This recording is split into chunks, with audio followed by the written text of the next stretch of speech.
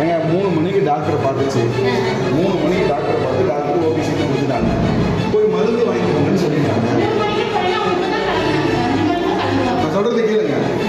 மருந்து சீட்டு வாங்கிக்கோன்னு சொல்லி டாக்டர் எழுதி கொடுத்துருக்காங்க. ரெண்டே 2 துண்டு சீட்டில் கொடுங்க, அப்போதான் நான் கொடுப்பேன். நீங்கள் போய் டாக்டர் கேட்டு வாங்க அப்படின்னா 5 மாடியில் இருக்கிற டாக்டர், குழந்தைங்க 102 டிகிரி ஃபீவர். ஏன்னா ஹாஸ்பிட்டலாக என்னங்க இது? மருந்து கொடுக்க மாட்டேன்னு ரிட்டன் நினச்சிக்கிறாங்க. நீங்கள் போய் டாக்டர் கிட்ட சீட்டு வாங்கிட்டு வாங்குறாங்க. இந்த ஹாஸ்பிட்டலாக என்ன இருக்குது?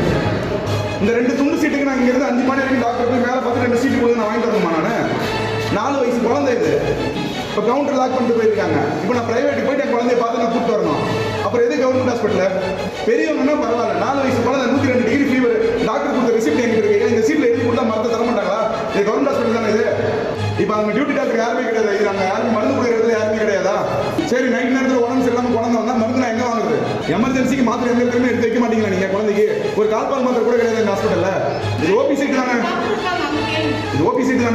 கவர்மெண்ட் அடிச்சு கொடுத்த சீட்டு தானே? இதில் பின்னாடி எழுதுங்கிறது டாக்டர் தானே? குழந்தைகிட்ட நான் மருந்து எழுதி வைக்கணும்னா 5வது மாடிக்கு போகணும். இல்லை 5வது மாடிக்கு போகணும் இப்போ டாக்டர் கிட்ட.